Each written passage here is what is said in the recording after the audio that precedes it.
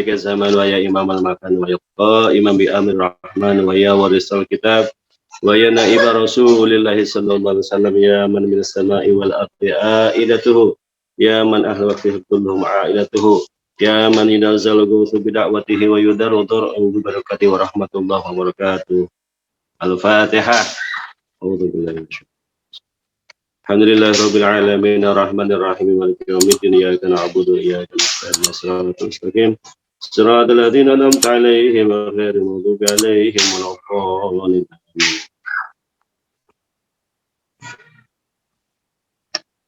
Alhamdulillah alhamdulillahirabbil alamin.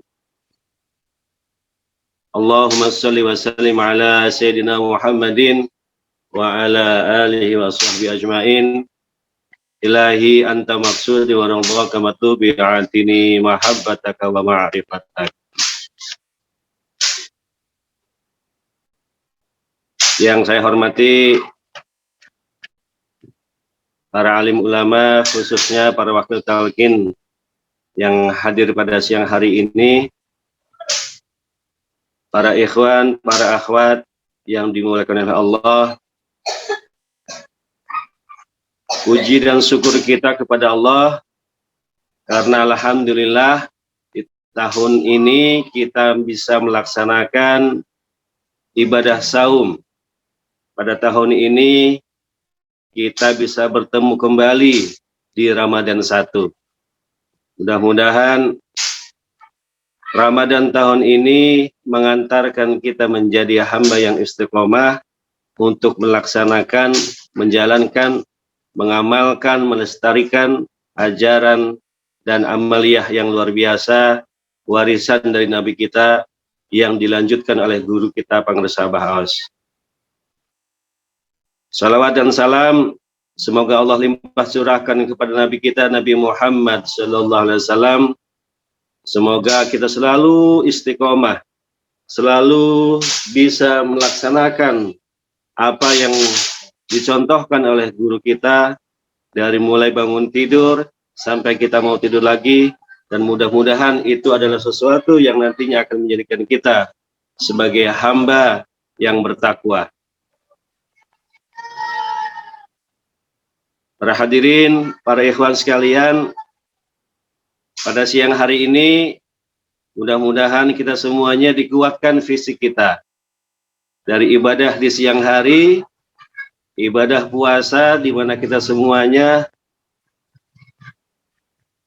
diminta oleh Allah untuk menahan segala sesuatu yang bisa membatalkan puasa kita, baik secara zahir maupun secara batin. Dan tentunya apa yang telah disampaikan oleh guru kita bahwa puasa adalah sesuatu yang membuat kita semuanya nanti pandai untuk merasa. Para ikhwan, para akhwat yang dimuliakan oleh Allah, ibadah puasa adalah sesuatu yang tentunya boleh dikatakan sebagai ibadah purba, ibadah klasik. Mengapa dikatakan klasik?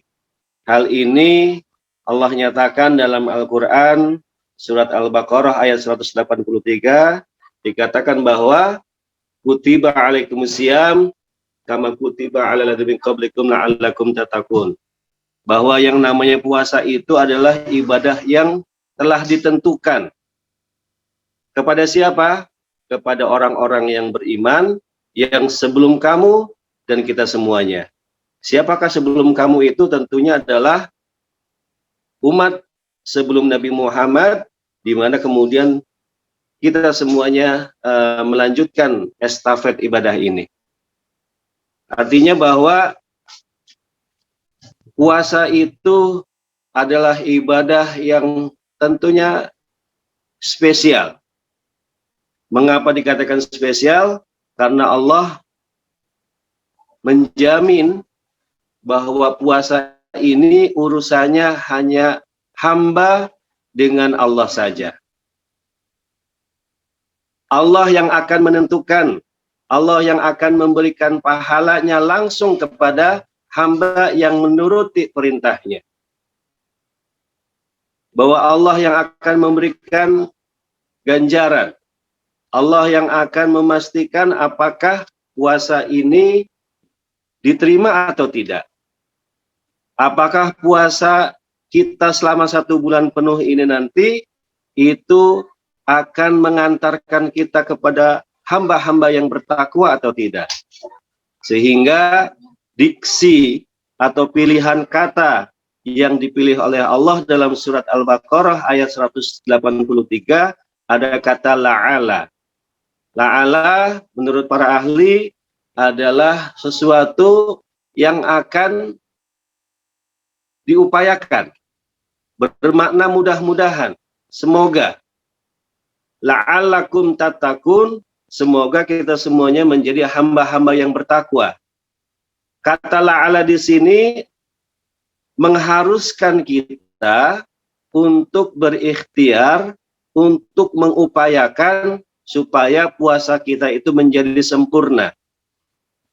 Sempurna secara zahir, yaitu menahan dari segala sesuatu yang membatalkan puasa di siang hari.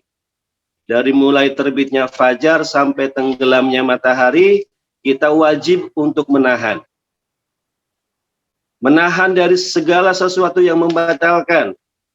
Dalam kitab-kitab fikih disebutkan setidaknya ada 7 atau 10 hal yang membatalkan puasa. Dan yang paling terasa adalah sesuatu yang dirasakan oleh perut kita. Di mana kita merasakan haus, di mana kita merasakan lapar, maka ini adalah sesuatu dalam kitab takrib adalah hal yang membatalkan puasa. Para jamaah, para ikhwan semuanya, ada keistimewaan dalam ibadah puasa ini. Keistimewaan yang dimaksud adalah bahwa kita mendapatkan kenikmatan yang semua orang akan menyepakatinya. Bahwa kenikmatan orang berpuasa adalah salah satunya ketika kita diizinkan untuk membatalkan puasa kita. Ketika azan maghrib dikumandangkan, disitulah nikmat yang dirasakan oleh orang yang berpuasa. Bisa kembali menikmati nikmat Allah berupa makanan dan minuman. Dan kenikmatan yang selanjutnya adalah kenikmatan ketika kemudian kita dijanjikan oleh Allah untuk kemudian nantinya bertemu dengan Allah. Nah, inilah yang kemudian yang menjadi menarik. Bagaimana kita semuanya bisa bertemu dengan Allah dalam kondisi yang seperti ini. Dulu saya berpikir bahwa untuk bisa bertemu dengan Allah itu kita harus melewati satu fase yang disebut dengan fase kematian. Di mana kita semuanya akan kembali ruh kita kepada asalnya. Dalam kalimat istirja disebutkan inna lillahi wa inna ilaihi raji'un.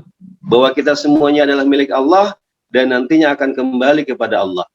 Dan disitulah kemudian kita akan bertemu dengan Allah. Tetapi yang menarik di sini adalah bahwa guru kita semuanya, para sahabat menyebutkan bahwa Ramadan itu tidak hanya di Ramadan satu saja. Semua bulan yang ada di tahun ini dan tahun-tahun berikutnya itu disebut dengan Ramadan. Dari Ramadan 1 sampai Ramadan 12 itu sudah menjadi milik orang-orang yang di dalamnya sudah ada kalimat khusyuk, kalimat takwa, kalimat yang mengantarkan kita semuanya untuk bisa menjalankan Ramadan setiap bulan. Para hadirin yang dimuliakan oleh Allah,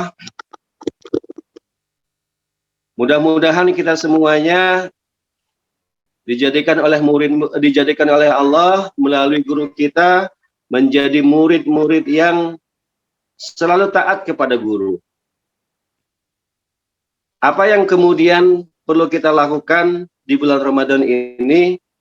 Saya akan mereview ingatan saya ketika beberapa hari menyertai Abah Aos di Kanzul Arash di pesantren peradaban dunia Jagat Arash. Di beberapa malam Ramadan di rentang waktu tahun 2013 di 2015, di mana pengarsa Abah Aos masih berkesempatan untuk kemudian berkeliling di wilayah Jabodetabek. Di sana kemudian Abah Aos memberikan contoh yang nyata bagaimana beliau mempraktekkan apa yang dituliskan dalam kitabnya tentang ibadah Ramadan. Pengarsa Abah menulis dalam kitabnya Sunanun Mardiyah fi Amaliyah Mursyid Al-Kamil. Di sana Abah mencontohkan sunnah-sunnah pengarsa Abah Anom yang kemudian dipraktekkan oleh pengarsa Abah Aos. Dan di sanalah kemudian saya menyaksikan langsung bagaimana kemudian pengarsa Abah Aos itu mempraktekkan apa yang beliau tuliskan, apa yang beliau sampaikan dalam prakteknya, dalam kehidupan sehari-hari, terutama di bulan Ramadan. Yang menarik adalah bahwa definisi sunnah sahur adalah mengakhirkan sahur. Umumnya kita semuanya memahami mengakhirkan saum, mengakhirkan makan atau sahur di pagi hari itu adalah mepet menjelang waktu subuh.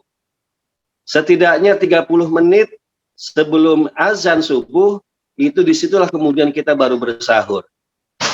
Tetapi faktanya bahwa kemudian saya menyaksikan bagaimana pengarsa Abah Aos melaksanakan sahur itu tepat jam 3.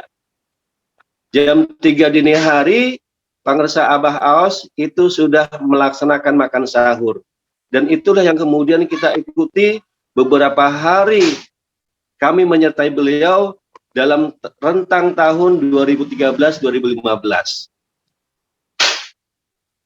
Dalam bukunya beliau mengatakan bahwa apabila kita bangun di jam 4 di dalam bulan Ramadan dan kemudian kita baru melaksanakan sahur, itu beliau menganalogikan sama seperti kita datang ke pasar kesiangan, di mana kemudian semua bahan perbekalan yang kita butuhkan itu sudah habis. Ini sesuatu yang kemudian menjadi satu hal yang saya sebut mungkin otokritik. Bagaimana kemudian beliau itu mendefinisikan awal waktu itu sedemikian rupa rigidnya.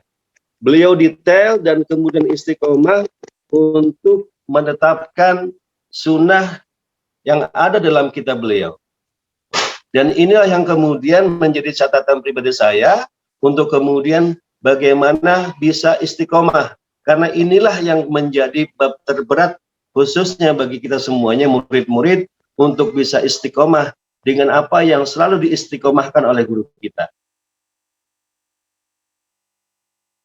Hadirin yang dimuliakan oleh Allah, bahwa yang namanya puasa itu tentunya adalah menahan segala sesuatu yang membatalkan puasa di siang hari dengan sengaja.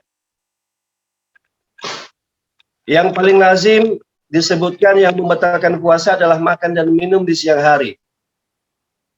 Ini ada satu hal yang menarik yang kemudian ingin saya sampaikan, bahwa kita di sini diharamkan memakan atau meminum atau melakukan sebuah ibadah atau sesuatu yang mubah yang biasanya dilaksanakan di siang hari dan berubah hukumnya menjadi haram di siang hari.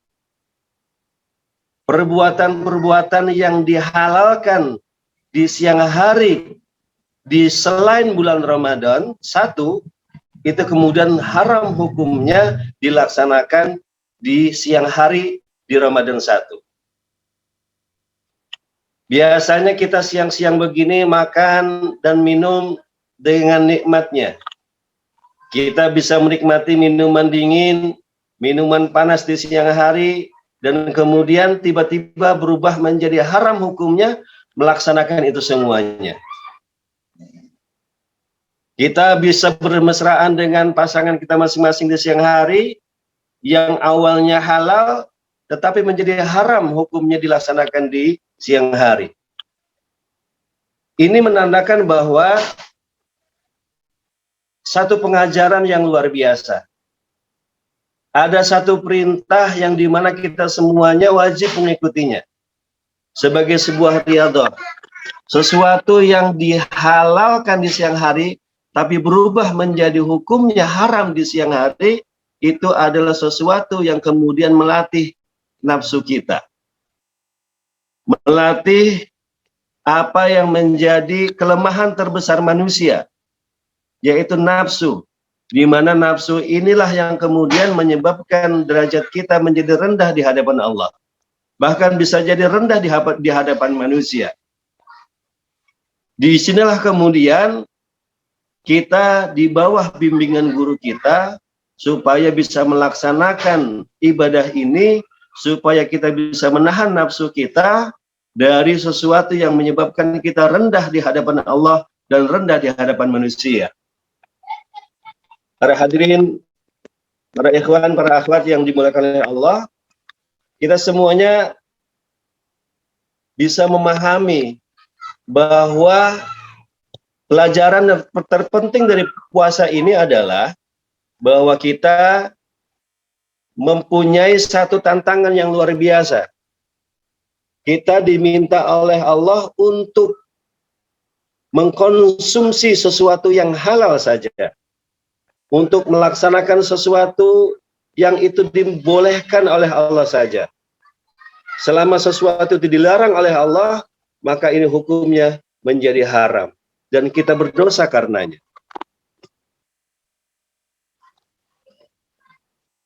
Suatu saat di mana Pangarsa Abah menyampaikan bahwa ketika kita semuanya sudah pandai merasa, sudah pandai menahan, ini berarti ada satu peningkatan di mana zikir-zikir kita, di mana riyadhah-riyadhah kita itu mampu mengantarkan kita semuanya untuk kemudian bisa menahan, merasakan sesuatu yang tidak baik dalam tubuh kita untuk kemudian kita tahan, dan akhirnya kemudian kita bisa melaksanakan sesuatu yang diperintahkan oleh Allah saja. Para hadirin yang dimuliakan oleh Allah, ibadah Ramadan yang dicontohkan oleh guru kita adalah sesuatu yang hendaknya kita ikuti. Karena kemudian dengan mengikuti apa yang beliau sampaikan, sesungguhnya ini adalah riyadhah terbesar kita semuanya di bulan Ramadan ini.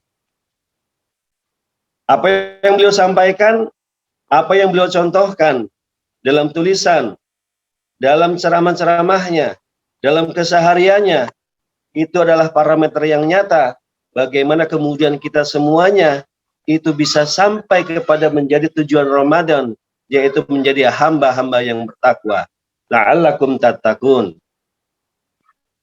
La'ala adalah sesuatu yang perlu kemudian diupayakan, sesuatu yang harus kita proses untuk sampai ke sana.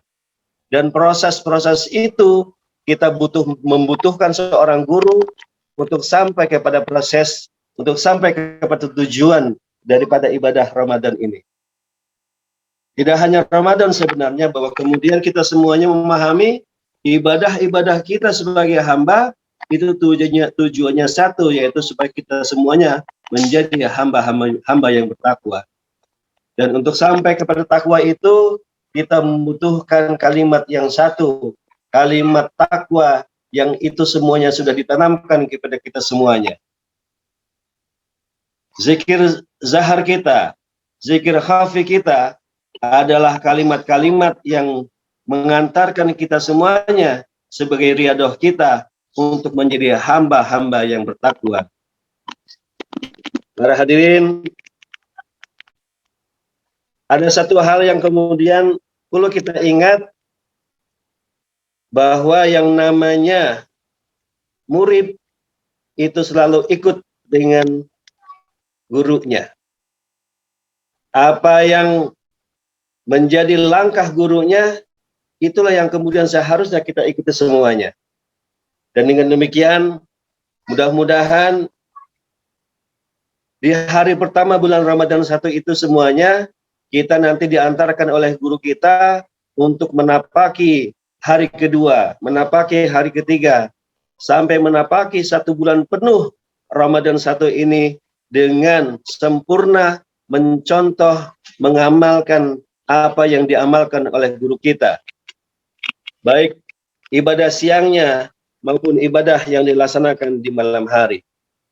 Dengan demikian, kita semuanya berharap, memohon kepada guru kita supaya kemudian kita semuanya bisa dibimbing secara pribadi oleh guru kita semuanya, supaya kemudian kita diakui oleh guru kita menjadi murid-murid yang pandai mengamalkan, murid-murid yang pandai beristiqomah mengikuti ajaran-ajaran gurunya.